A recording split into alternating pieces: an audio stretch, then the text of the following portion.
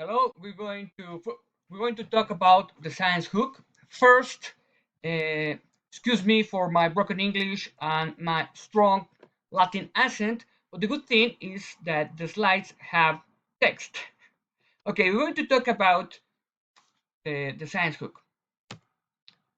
I have to we're going to talk about design and develop of Saenz Hook for strabismus. I have some relationship with some institutions. First, with Galileo University, they helped me with the patent and the develop of the hook. And also, Welco Pharmaceutical, they helped me in my trip to Canada. And also with RAS Instruments Factory, they going to manufacture the instrument for the distribution in Latin America. Okay, the Science Hook is a type or a new design of grooved hook. And what are grooved hook or sclera protectors? Those are surgical instruments designed to protect the sclera when you are holding the muscle. They allow working in the extraocular muscle without the risk of damage the sclera. They have existed since 1998 when Dr. Diego Moreno invented or had for the first time the idea of this kind of hooks. But those hooks are not well known and they are not used as they should be. Okay, we have here one of the models. This is the Saenz hook. And look, this is the main idea. Here you could see how uh, the surgery is holding the muscle and passing the needle in the muscle. So you protect the sclera and hold the muscle at the same time. This is the main idea of this kind of hooks. Okay, those are the types of this kind of hooks. Those who have the channel or plate at 90 degrees or and the Saenz hook who has the plate at 180 degrees. This is the difference. This is the main difference between our hook and the other hooks. And this is one of the most important difference with the other hooks as we're going to see in a couple of slides. Why make another of these kind of hooks? Okay, we did it because we want to have a more accessible, useful, and easy to market and some instrument of high quality. We want to have our own hook in order to do whatever we wanted with it. So we believe that if we make it easy to do strabismus procedure, they will be done more frequently and better in the area. So we want to spread this device in the area. We're talking about the history of this kind of hooks. The first one was patented by Dr. Diego Moreno in Colombia in the year 1998. This is a picture of the patent of Colombia. But the most successful model is the model of Kenneth Wright, who was patented in the United States in the year 2007.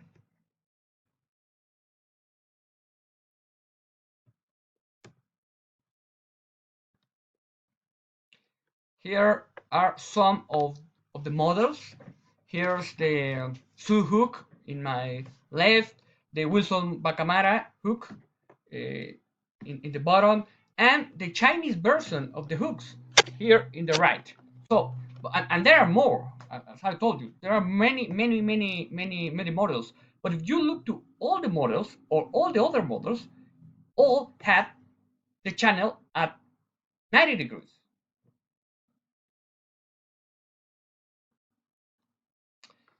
We have some goals. The general objective is to have a unique design that is subject to patenting for commercialization.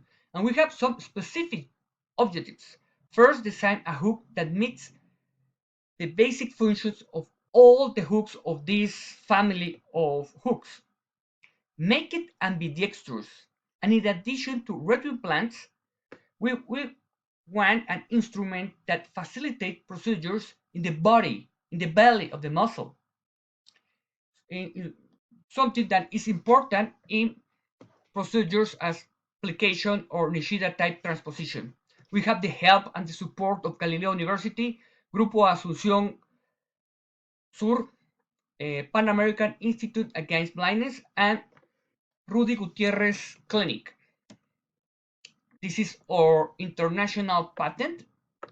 This is the international patent. We have it in the year 2022.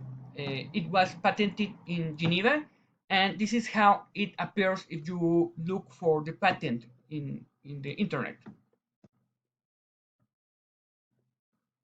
Okay, here's are the difference. The first of the difference is the channel at 180 degrees. If you look here, we could put in the right or in the left because this design allowed it. We're going to talk about it. Here we have the Saenz Hook, and if you look, if you are working in the muscle here in the medial rectus, you hold the hook with your left hand and pass the needle with the right hand. But in the other eye, you must too hold the hook with your right and pass the needle with the left if you can't, but it's very difficult. Here, our hook, this is the beauty of our hook, because you could use it in the left or in the right, wherever you want. You could use it in the bottom or in the top, doesn't matter. This is the beauty of the instrument. You can see here we are use it, we put it first in the left, and then as you can see it, we put it in the right.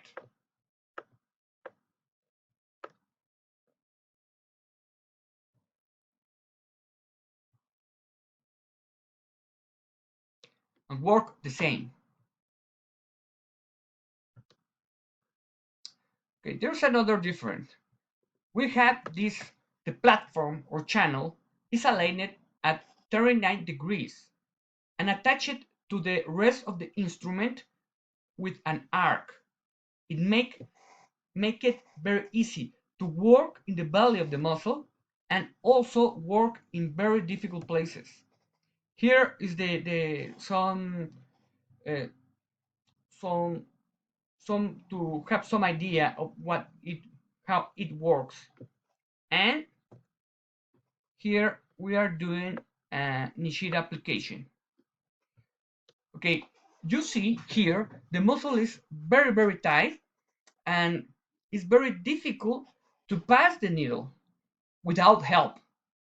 But if you are using the hook, the platform, protect the sclera and make it very easy. It's very easy to work in this situation.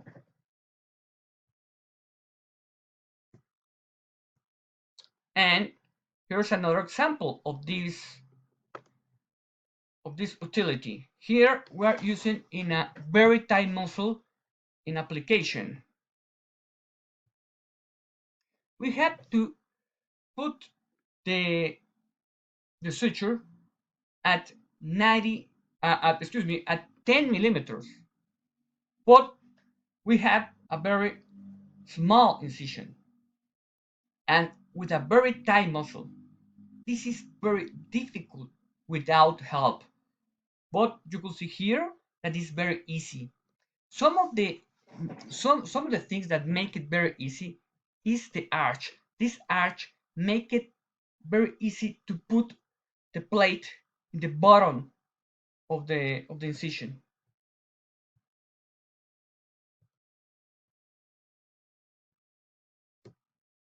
And there's another good thing about this instrument. We are working here in a muscle with fibrosis. As you can see, it's very difficult to pass the needle if you have fibrosis. But if you have the plate, it's impossible to damage the, the sclera. And because the muscle is stuck with the sclera, we could use the instrument in order to break the fibrosis. So at the beginning we need 9 millimeters, but we start with 4 millimeters. At the end, because we broke all the fibrosis, we end with the 9 millimeters in the, as you could see in the right. We also use the instruments in enucleations, in very difficult enucleations with fibrosis. And this instrument has this hole, and this hole is used to pass the to pass a silk and fix a muscle. So the Saenz hook can perform all the functions that all the other grooved hooks do, is ambidextrous, facilitate placement of sutures in muscles belly, facilitate procedures where there is a difficult access or a difficult to place, or it is difficult to place the sutures. It can be used on fibrosed muscles, and you could use it also in enucleations. It has a hole in order to insert a needle and capture muscles. Or conclusions: the grooved hooks and sclera protector instruments, all models, greatly facilitate strabismus surgery. Those hooks should be used in the learning of strabismus surgery. Those hooks play an important role currently and in the near future in strabismus surgery worldwide. The Saenz hook can perform all the functions that the other models do. It is ambidextrous because has his ergonomic design can help to place sutures in situations very difficult. It's designed to put sutures in the belly, and it can be used to pass silk and fix muscles, can be used in enucleation, and we have the intention to distribute and spread the use of these kind of instruments in our area. Thank you very much.